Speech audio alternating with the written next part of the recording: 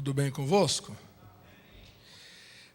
Nessa tarde eu estou com duas missões, ou com duas missões, bem desafiadora. A primeira missão é não deixar vocês dormir.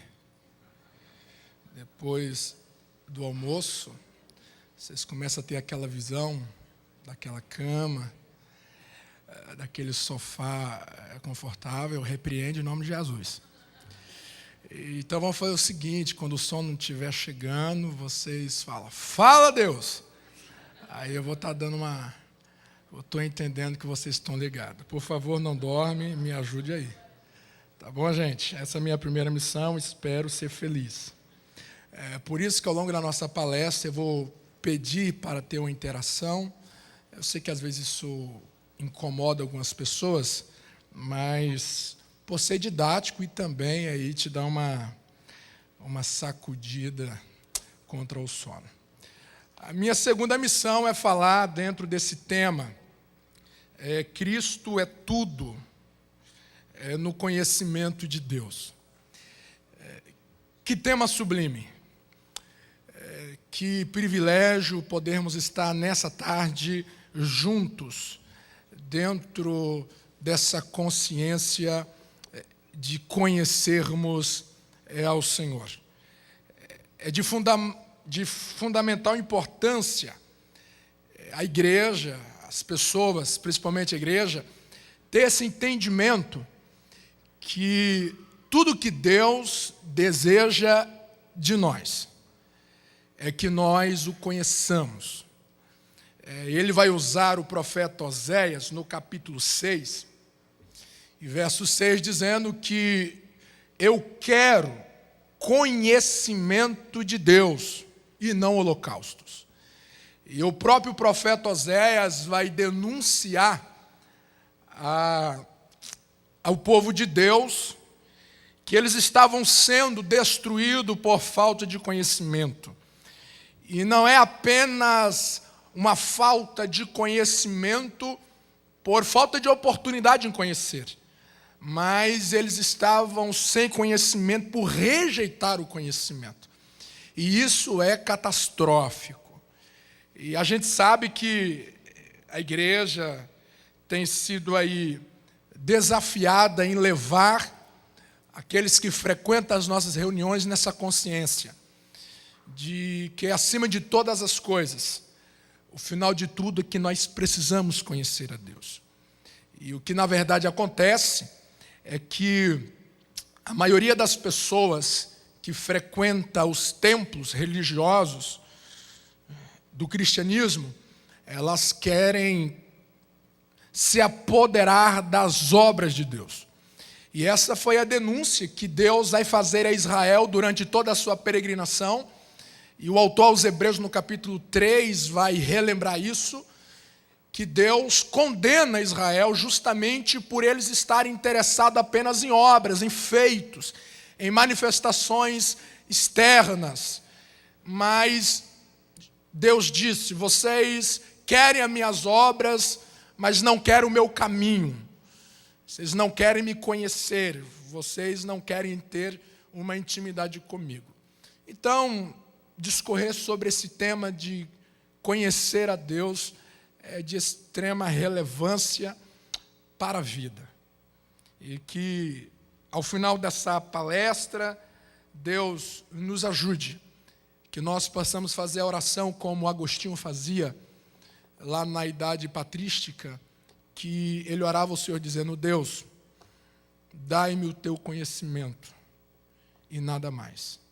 E é isso que nós precisamos pedir ao Senhor e caminhar com Ele. A nossa palestra está na página 23, e eu te convido a você abrir, que nós vamos acompanhar algumas coisas na nossa apostila.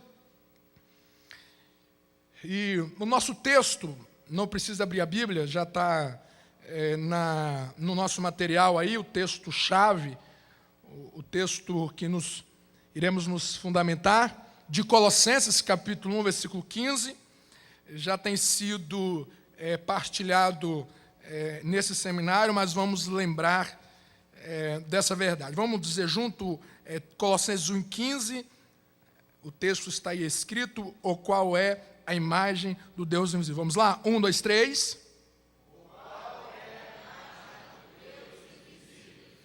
Paulo está falando de Cristo.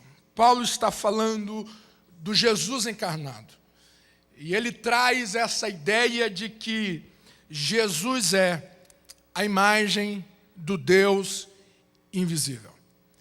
E a primeira parte dessa palestra tem como o objetivo de nos conscientizar. Por quê? Conhecer Deus através de Jesus.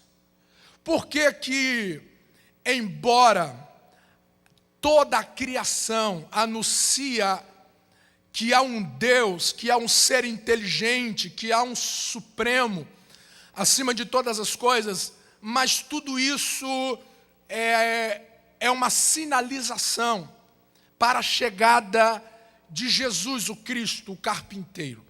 E essa é a ideia que eu quero estar compartilhando com vocês a princípio. A necessidade de nós encararmos em Jesus como esse único caminho da revelação de Deus. Primeiro, eu penso que a importância de nós conhecermos Deus através de Jesus, ela consiste pelo fato da condição do homem após a sua queda. Assim, a consequência mais trágica que foi gerado no homem após a sua queda foi a deformação do seu entendimento. O entendimento do homem, da humanidade, ele ficou deformado, ele ficou desorganizado, ele ficou todo fora de ordem. Isso implica que tudo que o homem pensava, discernia, ele o fazia de maneira corrompida. Ele fazia de uma maneira que já estava comprometida pelo veneno do pecado. Então o homem, ele perde a noção, o discernimento de todas as coisas no seu real sentido e principalmente de Deus. Um exemplo: o homem acaba de pecar e ele entende que ele consegue se esconder de Deus entre as árvores do jardim. Mas o mais gritante é que Adão e Eva ainda vão pensar que é possível tapar a sua nudez, esconder a sua nudez com folhas de um Deus que tem olhos como chama de fogo. Isso é um absurdo, mas o mais absurdo nós vamos lembrar de um homem que vai tirar do seu bolso o seu dinheiro, e assim, o dinheiro que vinha do templo, e ele vai comprar uma passagem para férias? Não. Para conhecer novos lugares? Também não. Ele vai comprar uma passagem para fugir de Deus. Aí você fala, esse cara aí é um incrédulo mesmo, né? Esse cara aí, ele estava surtado. Não, era um profeta. O que leva um Geazi pensar que ele conseguiria ludibriar o profeta Eliseu, o homem que tinha uma comunicação com Deus acima das aparências. Mas é isso que acontece e aconteceu com o ser humano. Ele ficou iludido com as suas, entenebrecido do seu próprio entendimento. E esse homem vai olhar para Deus e ele vai ter conclusões unicamente absurdas. Você olha para as nossas culturas da terra, as caricaturas que eles fazem de Deus é algo absurdo. Mas essa percepção ao divino, a partir desse entendimento deformado, jamais consegue discernir coerentemente, justamente, quem é Deus. A igreja precisa, como nunca, entender isso. Que a queda não trouxe o homem a um resfriado. O homem caiu, ele ficou assim meio resfriado, aí veio Jesus e curou o resfriado. Quando eu comecei a pregar, eu ouvi uma ilustração e eu reproduzi ela muitas vezes para enfatizar a graça de Deus. É aquela ilustração que fala de um rei que tinha um filho que queria casar. E ele quer casar com uma noiva em um país distante. Aí ele viaja e o contrato entre ele e o pai é que quando ele encontrasse a noiva, ele ligaria para o pai para dar notícia. Aí ele viaja, passa muito tempo, ele liga para o pai e ele fala: pai, eu encontrei a noiva. Aí o pai disse assim: então assim, coloca ela no telefone para falar comigo. Aí o filho disse: pai, só tem um problema. Ela não pode falar com o senhor, porque ela é muda. O pai leva um susto e disse: ok, mas coloca ela no telefone para ela ouvir a minha voz. Aí o filho disse: mas tem um segundo problema. Ela também é surda. Aí o pai continua a pergunta: e assim, como que vocês se conheceram? Como que vocês se viram? E ele disse: não, pai, ela nunca me viu, porque ela é cega. Aí o pai disse: então ela é muda, cega e surda. E sim, mas assim, como é que vocês andam na rua? Disse: não, pai, ela não anda, ela é paralítica. Aí o pai disse assim: ok, mas me dá uma última resposta. Onde que você encontrou ela? Aí o filho disse assim: pai, o senhor está em pé ou sentado? Sim, eu tô em pé, então senta, porque eu encontrei ela num leprosário, cheio de lepra. Aí eu enfatizava que essa era a situação da humanidade. Nós estávamos surdos, cego, mudo, paralítico, cheio de lepra. Não via a glória, não falava a linguagem de Deus, paralítico porque não andávamos no caminho, estávamos leprosos do pecado. Uma ilustração muito boa, sim ou não? Até um dia alguém chega assim: olha, você esqueceu do maior detalhe. Que o homem, ele estava tudo isso. Mas o principal você esqueceu. Que ele estava morto. Falar que o homem estava surdo, cego, paralítico e leproso, ok. Mas a Bíblia é encharcada de informação que o homem estava morto, longe de Deus. Aí alguém me disse assim: eles falam que o homem estava morto, mas como que o homem está morto e continua pecando? Aí é um outro conceito que nós precisamos entender de morte, thanatos na Bíblia. Que morte na Bíblia não é inexistência, é separação. Então quando o homem peca, ele se separa de Deus, a morte se instala. E o morto não fala, um morto não pensa, um morto não discerne, o morto está morto. Como que o morto consegue pensar a respeito da grandeza de Deus? O entendimento está morto. É por isso que Paulo fala que longe de Cristo não tem vida. Então eu vou lhe dizer uma coisa: o diabo não vive, o diabo existe. Os ímpios, eles não vivem, eles apenas existem. Porque a vida é o desfrutar do ser de Deus. E Paulo fala isso: longe de Cristo, da vida, com entendimento entenebrecido, não tem vida, só tem existência. Existir, isso aqui também existe, mas ele não tem nenhuma comunicação em relação com a vida. Então o homem, ele perde toda a condição de conhecer Deus a partir de si. Então o que é preciso? É preciso que alguém venha e o ressuscite, renovando o seu entendimento, para que agora, a partir dessa experiência que nós somos informados na Bíblia, que é a regeneração, possa conhecer a Deus. E é isso que Jesus veio. E isso precisa ser ensinado todos os dias. Porque aquele assim, eu acho que assim, eu acho. Irmão, tudo que a gente acha a partir de nós mesmos está lixo. Precisa de uma interferência divina, da graça divina, para nos conscientizar do que de fato é real.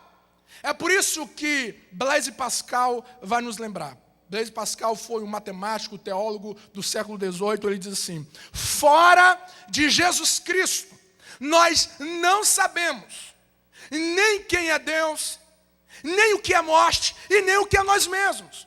Jesus veio para reendireitar, reeducar o nosso entendimento, porque apenas a partir dessa experiência é possível nós conhecermos a Deus. Fora disso, todas as concepções são falsas. É apenas miragem. E quando eu falo de nós conhecermos Jesus, para conhecermos a Deus, eu não falo de um conhecimento intelectual, dos gnósticos, não, que é o contexto de Colossos. Eu falo de um conhecimento que Pedro trabalha muito bem essa ideia, da epignose. Qual é a diferença do gnose para a epignose? É que a gnose, que vem o gnóstico, o gnosticismo é um conhecimento teórico e intelectual. Não, a epignose, que é o conhecimento que Pedro fala, crescei na graça e no conhecimento de quem? De Jesus Cristo nosso Senhor. É um conhecimento a partir de experiência, a partir de uma relação, a partir de uma intimidade. Então eu entendo o texto de Timóteo 3:7, quando Paulo diz: esses aí aprendem sempre, mas nunca chegam ao conhecimento da verdade. Você consegue entender isso? Como que alguém está aprendendo todo dia, mas nunca conhece?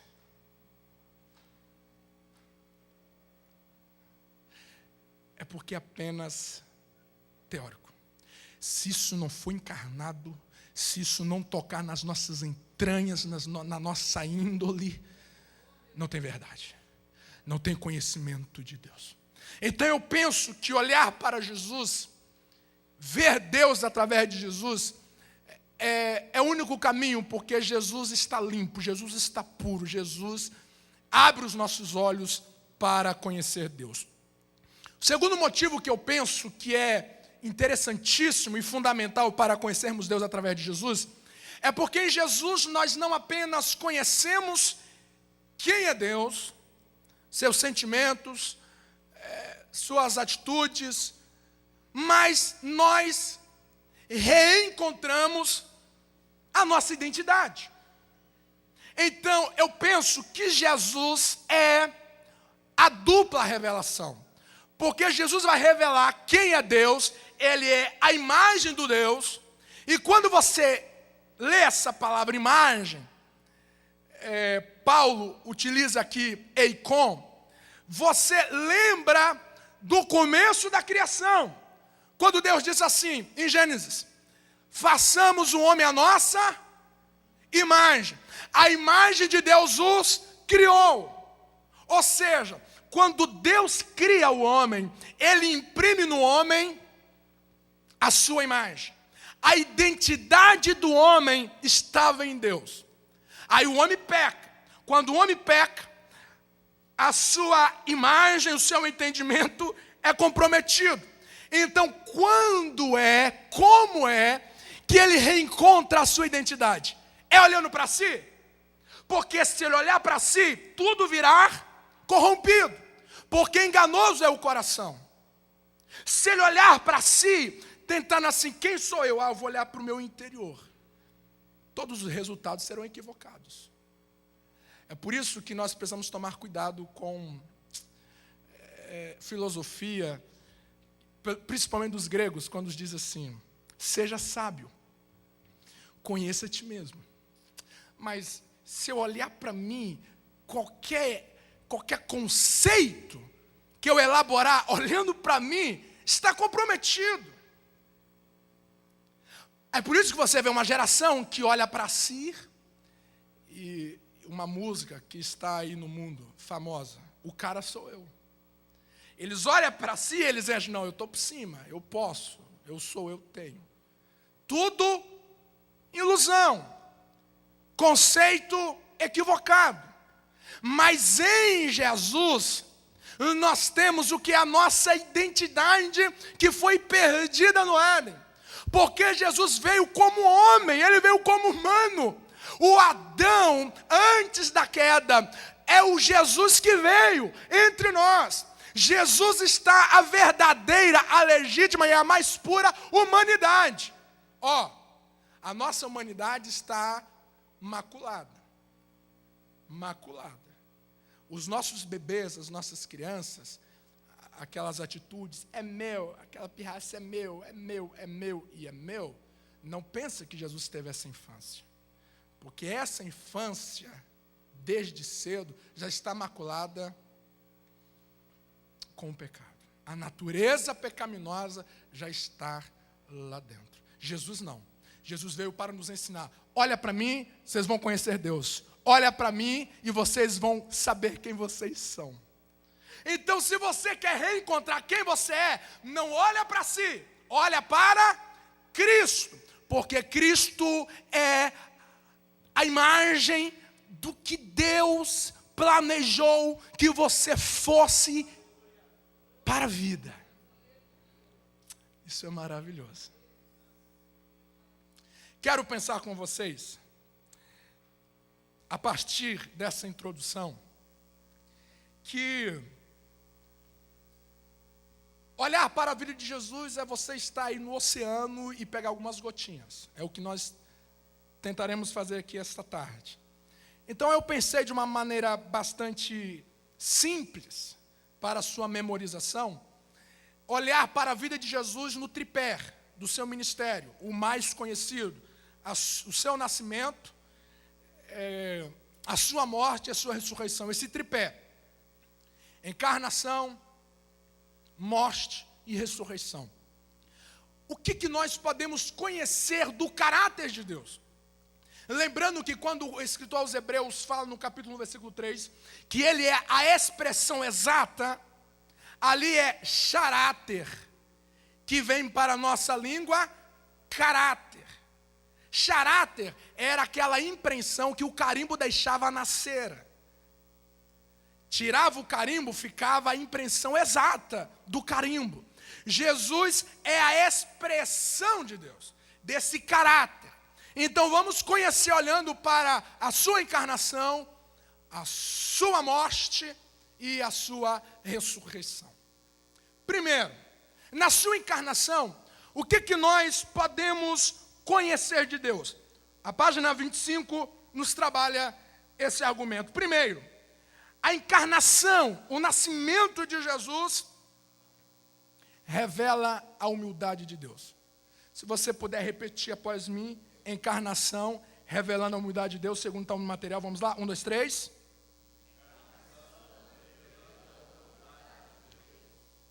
Aí você fala assim: isso eu já sabia. De fato já sabemos. Mas o que eu quero chamar a sua atenção é a ordem. Isso aqui é para encher a nossa alma. Porque a primeira revelação no Cristo encarnado, a primeira impressão, a primeira virtude que Deus veio revelar aos homens em Cristo, não foi a sua majestade pomposa, não foi o seu poder dominador. A primeira virtude, o primeiro contato que Deus tem aos homens através do Cristo na encarnação é a sua humildade. É a sua humildade. E aqui, amados, nós temos uma implicação para a vida. Paul Freston, no seu livro Nem Monge Nem Executivo, vale a leitura, ele trabalha essa ideia no primeiro capítulo, dizendo que Deus, o Criador de todas as coisas, o sustentador de todas as coisas, quando vem entrar no seu próprio mundo, criado por Ele, Ele vai pedir licença a uma plebeia. Não, isso é humildade. Isso é humildade. Isso é humildade.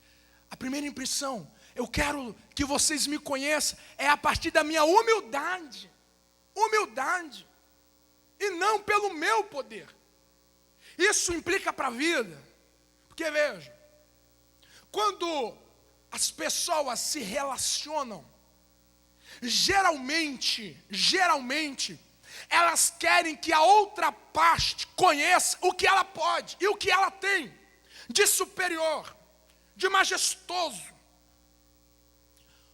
suas patentes. Não, Jesus não veio nesse prisma de mostrar patente, de mostrar. Não, ele veio dizer: olha, eu sou humilde. E esse conflito de poder veio de Lúcifer, foi introjectado no homem e permanece adorado na humanidade. Porque quando o querubim deseja ser semelhante ao Altíssimo, vocês acham que ele queria ser semelhante ao Altíssimo em graça?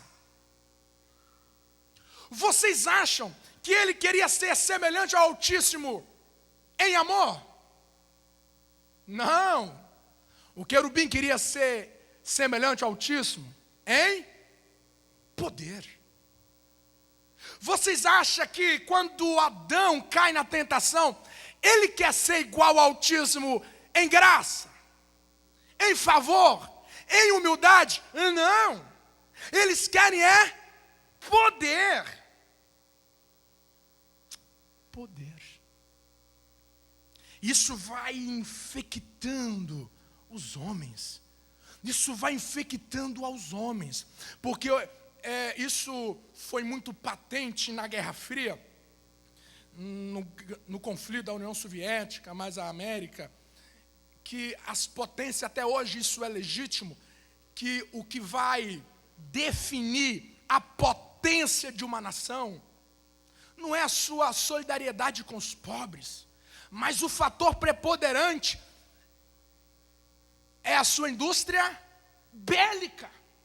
Quanto mais um país é superpotente na indústria bélica, em armamentos, isso produz respeito nas demais nações. Então o respeito é pelo poder. Não, Deus não quis trabalhar assim. Ele quis trabalhar a partir da humildade. Nós sempre tivemos problemas com o poder. Sempre tivemos. Davi, quando ele peca, capítulo 11, ele utiliza o poder a favor de si. João, o discípulo amado, ele quer usar o poder para destruir os inimigos, queimar o samaritano. Imagina aí, Jó, você que não casou, Deus te dá um amado que manda descer fogo. Claro, antes do Pentecoste. Poder, a gente quer poder para massacrar os que não concordam conosco. Não, a proposta de Deus para a vida é viva, e antes de revelar qualquer coisa, revele a sua humildade. Então, quando você entrar em contato com pessoas em serviço, escolas, relacionamentos, intenta, se ocupa, se esforça, se empenha em revelar não as suas patentes, mas a sua humildade. E o que seria essa humildade? Eu gosto de explicar a humildade a partir de João de Damasco, ou João Damasceno, que viveu no século 7, nasceu em 663 e vai morrer em 730 alguma coisa. E ele criou o conceito de pericorese. Pericorese. Vamos dizer junto? 1, 2, 3. Nome bom para colocar isso de sobrenome, né? Pastor Linderson Pericorese. Não, nem tanto. O que seria pericorese? Pericorese é um conceito que João Damasceno cria para explicar a relação da Trindade. Pericorese era uma brincadeira infantil, que se fazia um circo e ficava uma criança no meio. E o circo andava em volta dessa criança, dessa pessoa. depois essa criança saía do meio, ia para a roda e alguém da roda vinha para o meio. E vivia essa sincronia, esse ciclo. Todos fazendo em prol daquele que estava no meio. É isso que acontecia na eternidade com a Trindade. E isso é patente no ministério de Jesus. Por exemplo, no ministério de Jesus, tudo que Jesus faz é para quem? Para o Pai. Tudo que ele faz é para glorificar o Pai. E tudo que o Pai faz é para glorificar o Filho. O famoso texto de Filipenses 2, a partir do versículo 5, nos traz essas duas ideias. Primeiro, versículo 11 a seguir. Portanto, o Pai o exaltou soberanamente com nome sobre todo nome, para que toda língua confesse, todo joelho se dobre, dizendo que só Jesus Cristo é o Pai jogando luz para o Filho. Mas o texto termina, sobre todo nome, para que diga que só Jesus Cristo é o Senhor, para a glória de Deus Pai. Então é essa projeção. O Espírito projeta o Filho projeta o Pai, e essa dança da Trindade, segundo Tim Keller, no seu livro A Cruz e o Rei, vale a leitura. A dança da Trindade, um com o outro. Jesus vem, encarna isso também diante das pessoas. Ele vai viver uma vida de promoção, de projeção para o outro. Exemplo. Alguém vinha até Jesus para receber uma cura. Jesus o curava, o que Jesus dizia? A tua ou a minha fé te salvou? A minha fé te curou? Não, a sua fé te salvou. Jesus disse no clássico versículo 10:45 de Marcos: eu vim para servir o escravo. Ele vivia para promover o outro. E é daqui que eu tiro o conceito de humildade. Algumas raízes no original vai trazer a ideia de abaixar-se. E quando você abaixa, quem está na sua frente é maior do que? Quando você abaixa, quem está ao seu redor se torna maior.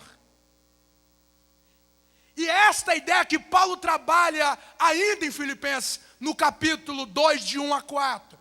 Considera uns aos outros superiores a vós. Isso é humildade. De você viver a vida, de você empenhar os seus talentos, de você empenhar tudo que você tem e tudo que você é para a promoção do outro. Isto é humildade. É um Cristo que merece ser adorado, é um Cristo que merece ser servido, mas Ele veio nos ensinar essa humildade. A vida só é vivida com dignidade, à luz da Trindade, à luz de Deus, se você inculcar na sua alma, na sua índole, a viver uma vida projetando o outro. Então me pergunta, se nós vivêssemos em humildade, teria guerra. Você imagina se você entra num casamento querendo projetar ela. Não, eu vou envelhecer ao lado dela. Os meus dentes cairão, o cabelo vai cair, eu vou ficar gagá do lado dela, mas ela vai crescer. Tudo que eu fizer é para projetá-la para a vida. É ela dizer para ele, vai ficar tudo em cima, a barriga em cima do cinto e tudo mais, mas não tem problema, eu vou fazer ele crescer. Isso é humildade. Rubem Alves, livro O Retorno Terno. 2 princípios, alguém já conhece, vou repetir para quem não sabe. Tênis e frescobol. Tênis, 2 raquetes, uma bola de ping-pong. Qual é o princípio? Remessar a bola para o outro não pegar. porque se o outro não pegar, você vence. O frescobol, que tem muito parecido com frescura, né? Até porque que é um esporte de praia, então a brisa acaba sendo algo muito frescuroso, legal. E é o contrário. A peteca, a bola, 2 raquetes, uma bola de ping-pong, mas o princípio é o inverso. Não pode deixar a bola cair. Jesus veio ensinando a humildade nisso. Entra em relação com a vida, não a partir de domínio, não a partir de poder, de força, mas a partir de projetá-lo, de promovê-lo, de colocá-lo para cima, de valorizá-lo. Isso é humildade. E isso está intrínseco em Deus. E nós precisamos encarnar isso para a vida. Enfrenta a vida, se revela para a vida. É você chegar num novo emprego e dizer, meu Deus, me ajuda. Como que eu vou revelar a minha humildade? Eu preciso revelar a minha humildade nessa empresa, nessa sala de aula. Eu preciso revelar a minha humildade. É o meu primeiro contato. É a minha primeira impressão. É bom destacar que essa humildade em Jesus traz 2 fatores interessantes. Primeiro, é uma humildade espontânea. Não é uma humildade forçada. É uma humildade do interior. Assim, eu quero casar com ela? Beleza. Eu vou me fazer de príncipe, falando bem baixinho com ela. Eu não vou gritar com ele, porque eu sou humilde. Mas eu casei. A voz já começa a mudar. As unhas começam a aparecer. Não é isso. Porque aquela aparente humildade foi forçada, com segundas intenções. A de Jesus não, a de Jesus é voluntária, é espontânea. Você deve ser humilde, não é para alguém te dar palmas, você é o melhor humilde da igreja, não. Você deve ser humilde, porque este é o princípio da vida que Deus nos ensinou em Cristo encarnado. Mas não é apenas uma humildade espontânea, mas é uma humildade integral. Integral. Eu sou manso e humilde de coração. Coração, a centralidade da vida. Tudo que emana do coração vai para a vida. Se o coração é humilde, todas as fluentes para a vida será marcado pela humildade. Amém? Se você puder dizer aí para quem está ao seu lado, eu quero conhecer. Aliás, me importa conhecer, diga aí, me importa conhecer a sua humildade e não o seu poder.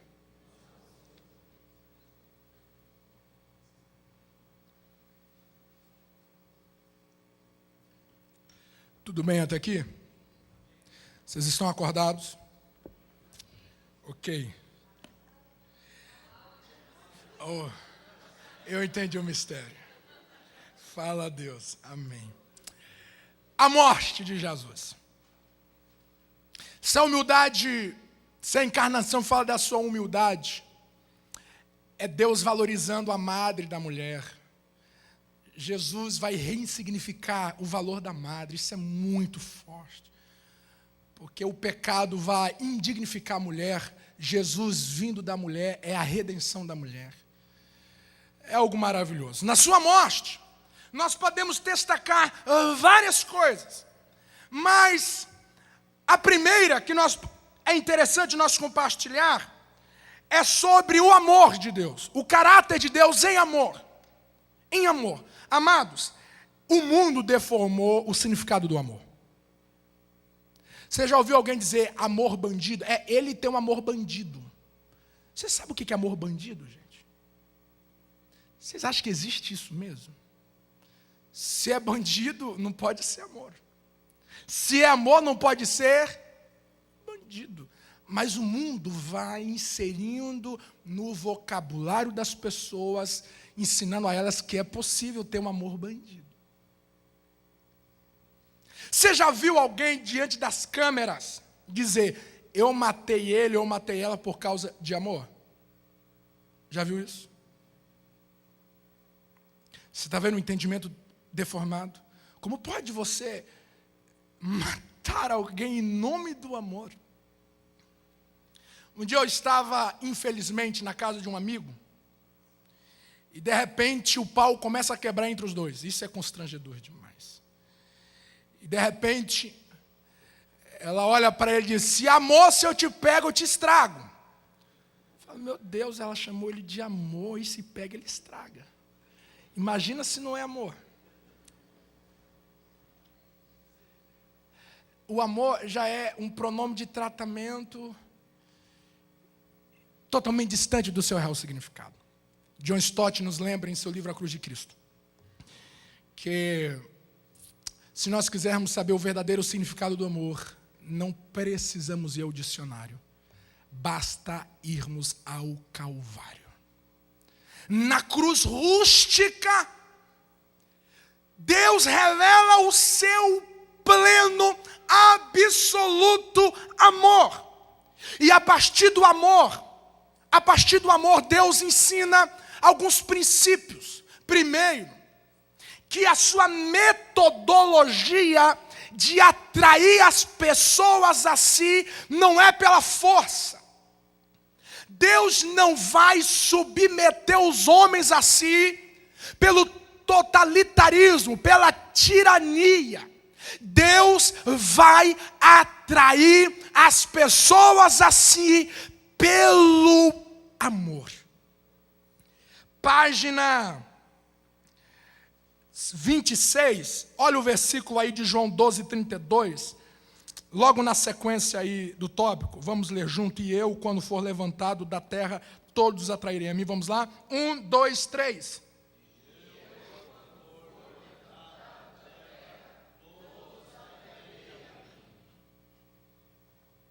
Eu vou atrair, mas não é pela força. Pastor, eu queria tanto a amizade dele, eu queria tanto a amizade dela. O que eu faço? Ame. Conquiste as pessoas, não pelas dependências delas, não pelas carências delas, mas conquiste as pessoas pelo exercício legítimo do amor. É isso que Deus fez conosco. E Paulo traduz isso muito fortemente aos Coríntios, quando ele fala que o amor de Deus me constrange, me deixa sem escolha, sem opção. Alguém vai interpretar esse versículo erroneamente pensando assim: Paulo amou tanto a Deus, que então ele obedeceu. Não, não é isso. O que Paulo está dizendo é que ele foi tanto amado por Deus, Deus o amou tanto, que não lhe deixou escolha. Ele foi arrebatado pelo amor de Deus. Isso aqui é princípio também para a vida, liderança. Se você quer que alguém esteja sob a sua liderança, o faça no solo do amor. Ame-as. Atrai as pessoas para si, não com um surto na mente delas, não com uma falsa imagem, não com uma mentira. Porque tem pessoas que mantêm relacionamentos a partir de mentiras. Deus não. Deus quer a nossa atenção, Deus quer a nossa relação, mas a partir do seu amor. Segundo, na cruz, Deus nos ensina que o amor nunca perde o controle. Vamos dizer junto? O amor nunca perde o controle. Olha aqui, sexta-feira, Jesus é preso no Getsêmani, é levado para Caifás, Caifás entrega para Pilatos, Pilatos entrega para Herodes, Herodes entrega para Pilatos, Pilatos entrega para os soldados romanos para executá-lo. Aí eu pergunto, quem estava no controle? Todo mundo mandando, todo mundo entregando. Quem estava no controle? Jesus responde, lá na cruz: Pai, eles estão fazendo tudo isso, eles pensam que está por cima, mas na verdade é eu que tenho de entregar o meu espírito. Nas tuas mãos eu entrego o meu espírito. Nunca perde o controle. Você não quer perder o controle na vida? Ame. Se você não quer perder o controle na crise, ame. O amor não perde o controle. É o Paulo e Silas que está preso, mas está livre. Ele está preso, mas ele é livre. Ele está no controle a tal ponto que ele está cantando. E o princípio bíblico, quem é que canta? É quem está triste ou quem está alegre? Ele está sob controle. Eles pensavam que eles estavam no controle. Não. Jesus estava no controle, porque ele estava ali pelo amor. Terceiro, o princípio de autoridade fundamenta no amor. O princípio de autoridade fundamenta no amor. Olhe comigo ainda na página 26, vamos ler o versículo 10 de João 10 e 18. Está aí no material. 1, 2, 3.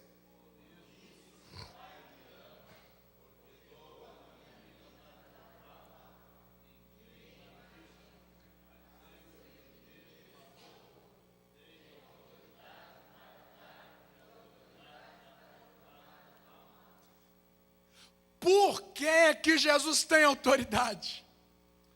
É porque tudo que ele fez foi oferta, foi voluntário, foi espontâneo. Foram 3 cruzes ali no alto do Gólgota. Por que só de Jesus emana autoridade? É porque as outras 2 estavam ali por imposição.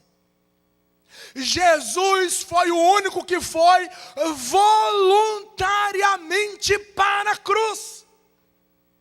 E isso dá autoridade. Qual é a diferença de autoridade e autoritarismo? Simples. Porque alguém pode pensar, Deus é um autoritário. Deus é um autoritário. Porque ele pede para nós adorar ele, a gente pede para ser fiel a ele, tudo é só para ele, só para ele, só para ele. Isso é um retrato de um tirano. E aí? O que diferencia Deus dos tiranos? Ambos é a centralização para eles. O que diferencia Deus, que tem autoridade, e não é um autoritário? É simples. Porque autoritarismo é algo para o ego, para uma autossatisfação. É manipular as pessoas, obrigá-las a favorecer a um eu, a um ego. Deus não. Deus nunca precisou de nada. Tem aí alguns cantores, e eu fiquei escandalizado. Alguém no DVD de uma cantora muito famosa, eu não vou falar o nome dela, fica tranquilo. Ela disse assim: irmão, vamos adorar Deus, porque Deus precisa ser adorado. Eu disse: isso não é o meu Deus. Como assim Deus precisa ser adorado? Deus não precisa de nada. Então por que ele pede tudo isso? Não é um Deus egocêntrico, não. Tudo que Deus pediu e pede do homem não é para acrescentar nada nele, porque ele é absoluto, ele é imutável. Eu vou explicar. Se nós ajuntássemos todos os anjos, se nós juntássemos todos os seres humanos da terra, de Adão até o último homem da história, pedisse ajuda para os demônios também, e se nós vivêssemos toda a eternidade atribuindo glória a Deus, glória, glória, glória, não ia acrescentar 1 milímetro em quem Deus é. Porque Deus não melhora e nem piora, não tem como acrescentar nada em Deus, Ele é absoluto. Se nada muda nele, então por que que ele pede, convoca aos homens a adorá-lo, a ser fiel a ele? É porque é a única maneira de nós sermos transformados. Quem é mudado na adoração não é Deus, é o coração que o adora. Então o que Deus pede não é para o seu ego, mas é para o bem de quem o faz. Isto é autoridade. Então assim, quando o pai vai corrigir o filho, não é para evitar que a sua cabeça doa de barulho. Porque se ele corrigir porque a cabeça está doendo, isso não é autoridade. Ele tem de corrigir porque entendendo que aquela disciplina é uma educação para aquela criança diante da vida. Isso é autoridade. Por que que muitos empresários têm dificuldade diante de empregados? É porque a empresa trabalha para ele. Isso é autoritarismo. Eu vou exemplificar com um livro, A Sabedoria de Salomão no Mercado de Trabalho. Conta a história de um empresário que teve as suas máquinas queimadas na sua totalidade por um incêndio. E o advogado chega para ele e diz assim: olha, eu te dou um conselho, pega o seguro e some, você está falido. E ele fala: não tem como eu fugir, afinal, olha os empregados, 10 mil funcionários, não tem como, a gente tem família, eu não posso me safar assim. Ele reúne os empregados e fala: olha, eu recebi o seguro dos maquinários, vou utilizar esse seguro para pagar os seus direitos, mas a partir de agora vocês não têm nenhuma obrigação de trabalhar para mim, porque eu não tenho dinheiro para pagá-los. Eu vou entender, podem seguir as suas vidas, estou falido. No entanto, tinha chegado umas novas máquinas em um outro galpão, que correspondia a 30% do que foi queimado. Os empregados se reúnem, falam para o patrão: olha, ninguém vai embora, nós vamos trabalhar para o Senhor sem cobrar nada, até reestruturar tudo. E aquele empresário diz que trabalhando jornadas inteiras, em 3 meses, eles produziram tanto que durante 1 ano e meio eles não conseguiram produzir. Por quê? Porque o serviço, o exercício não foi debaixo de obrigação, mas de espontaneidade.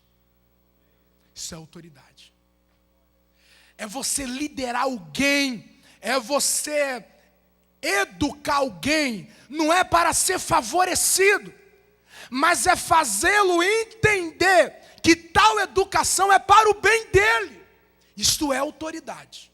Isso é autoridade. Porque o amor, ele não busca os seus próprios interesses. Por isso que só tem autoridade se tiver no amor. Amém? Estamos terminando. A glória de Deus consiste em sua bondade. Vou só apenas arranhar a superfície. Moisés disse: Deus, me mostra a tua glória. E Deus disse assim: eu farei passar diante de ti toda a minha bondade. Então qual que é a glória de Deus? Bondade. Ah, pastor, eu queria ser um homem com muitas glórias. Seja bom. Todas as vezes que Jesus falava da sua glorificação, ele apontava para a cruz. Jesus foi glorificado na cruz, porque na cruz é a expressão de toda a bondade também. A glória de Deus está na expressão da sua bondade. Então, como que você glorifica a Deus?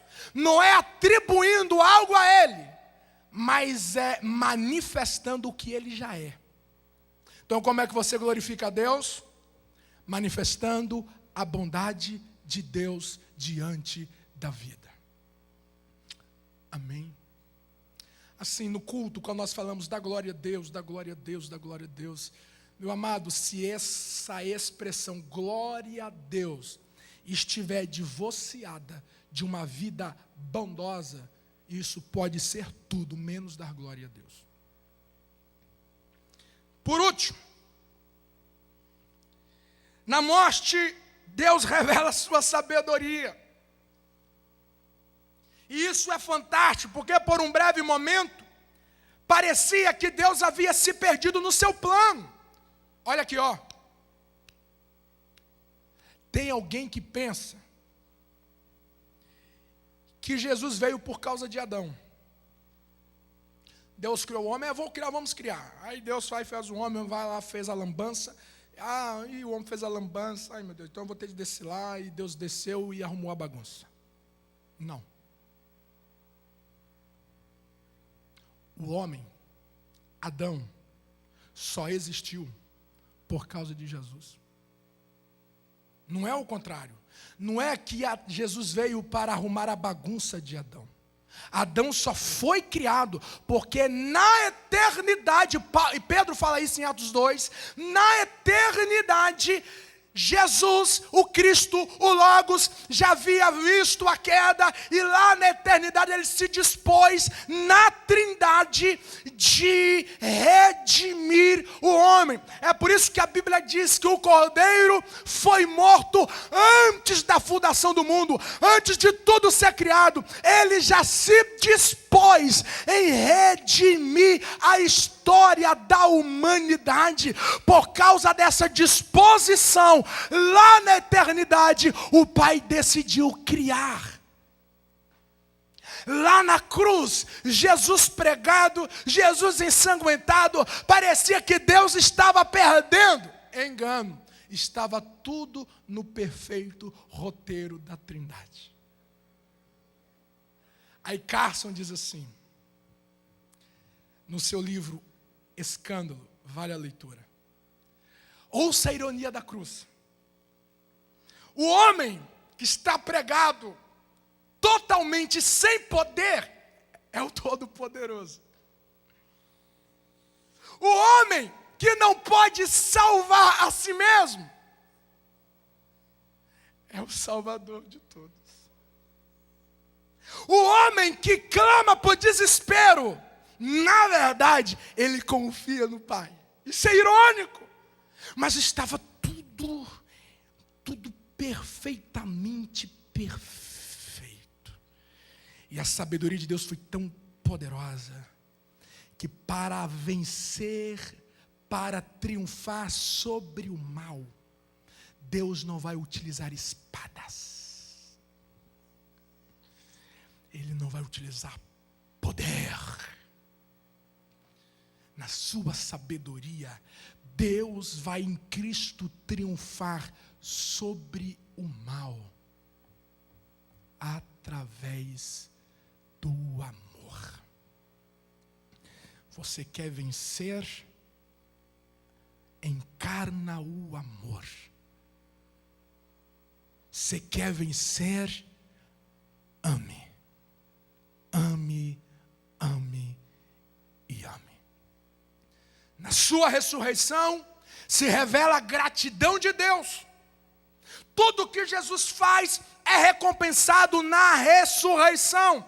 É como se Deus, o Pai, olhasse para o seu filho dizendo: tudo que você fez na vida, agora eu estou te dando a recompensa.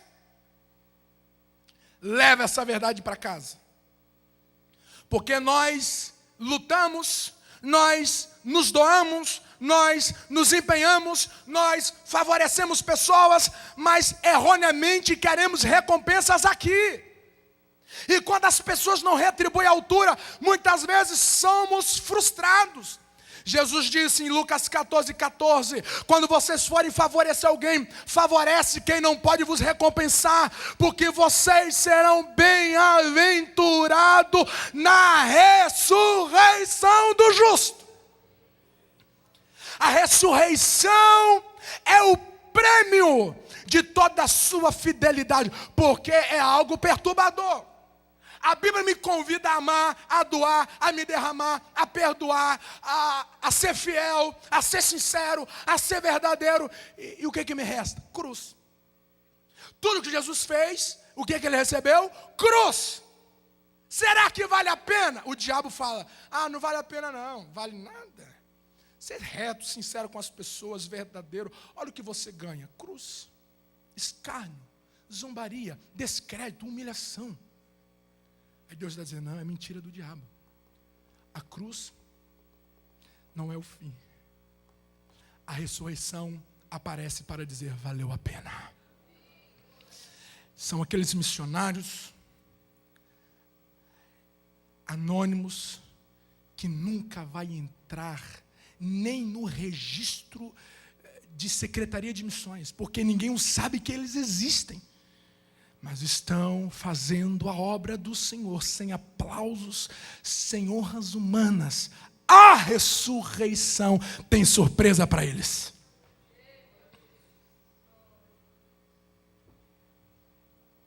Mas temos alguns inimigos. O diabo sabe que todo esse contato com Jesus nos leva a essas verdades. Então o que ele vai tentar fazer? Que nós vivamos um evangelho adaptado. Stott chama isso de procrustianismo. Não é línguas estranhas, fica tranquilo. Procrustianismo fala de Proscrustes, um deus da mitologia grega, que ele tinha uma cama de ferro e quando ele capturava suas vítimas, se a vítima era menor do que a cama, ele as esticava até preencher o espaço. Se a vítima era maior do que a cama, ele cortava, amputava para caber na cama. Essa façanha, essas pessoas que olham para a Bíblia e para o Evangelho, dizem, não é bem assim não. Aí começa a adaptar aos seus prazeres e conceitos corrompidos. Segundo, cegueira espiritual. Paulo disse, porque o Deus deste século cegou os entendimentos dos homens, para que eles não enxerguem o Evangelho. Por quê? Porque o Evangelho é a imagem do Deus. Só pode conhecer Deus através do Evangelho. Então está se levantando uma classe de pregação que fala de tudo, menos do Evangelho. E o diabo está batendo palmas, porque fora do Evangelho não tem esclarecimento de quem Deus é. E se você não sabe quem Deus é, você está perdido nessa existência. Você não sabe conviver entre as pessoas, você não sabe se relacionar com Ele. Terceiro, sofismas. Sofismas são auto-ideias.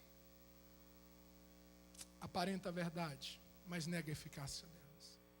Eu acho que é assim. Lá no Goiás, tem um apóstolo lá em Goiânia, que ele estava lendo um texto na Bíblia, e ele se autodenominou apóstolo. Apóstolo alguma coisa. Aí ele olhou assim no texto e falou assim, bom, de apóstolo para apóstolo não concordo com Paulo. Ainda bem que não é mineiro. Tem ideias, eu acho. Não é que você acha. É o que Cristo ensinou. Fique em pé comigo em nome de Jesus. Vamos orar. Porque a origem de muitas crises na vida é em razão porque nós não estamos conhecendo Deus. Se ensina muito na igreja que Deus quer fazer milagres. Deus quer saciar suas carências. Não, amados, em nome de Jesus. Quando você pregar o microfone, quando você comunicar com as pessoas, digam para elas que milagres é apenas uma placa de indicação. Não é um fim em si mesmo. Deus não se manifesta em poder como uma exibição de milagres. Um Deus carente de elogios. É alguém dizer, adore a Deus, elogie a Deus. Porque quando você elogia a Deus, você pode pedir o que você quiser na sequência. Deus não é criança. Deus não é carente disso. Ensinamos as pessoas que tudo que Deus quer de nós é que nós o conheçamos. Não é apenas porque a ausência desse conhecimento nós somos destruídos. Mas é porque conhecer a Deus é a encarnação da eternidade. Jesus, João 17,3. A vida eterna é essa, que conheça ao Pai e ao seu Filho Jesus Cristo como Senhor e Salvador. Ore para que todos os seus desejos se convergem em conhecer a Deus. Que tudo que Deus operar na sua vida venha desaguar no conhecimento de Deus. Pastor, a minha vida está meio desorganizada, muita coisa fora do lugar. Vai conhecendo a Deus, que à medida que você estreita o seu conhecimento de Deus, você é educado para a vida. O seu ministério é organizado, a sua família é endireitada. Ó Espírito de Deus, obrigado pela tua palavra, obrigado por Cristo Jesus. Obrigado por esses que aqui estiveram, por esses que aqui ouviram a tua palavra. Deus, dai-nos sede e fome pela tua justiça, fome e sede em conhecer a ti. Ajuda-nos a ensinar essa geração que cresce, que o que importa nessa vida é conhecer a Deus, a partir de experiências profundas, a partir de relacionamentos íntimos, porque a nossa vida será transformada de glória em glória, à medida em que conhecemos quem é Deus, através de Jesus Cristo, o nosso Senhor. Seja conosco, ajuda-nos a encarnar a sua humildade, ao teu amor, a viver a sua autoridade, a sua sabedoria, para a tua exaltação e bem-aventurança da nossa vida. É o que nós te pedimos para sempre. Fala, Deus. Que Deus te abençoe em Cristo Jesus. Aplauda o nome do Senhor Jesus.